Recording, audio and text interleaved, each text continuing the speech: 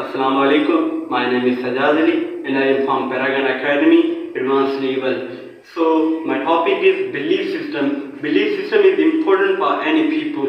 So I have one story about elephant baby. So had a elephant baby. So one people did up in a strong chain. So the elephant baby tried break the strong chain, but he cannot do it. So the elephant baby injured his leg. So after some time, elephant baby became a big and most powerful. So he had believed I could not break this chain. So it is have believed, but he has power to break this chain. So it is the belief, and when we have belief system, we can do anything.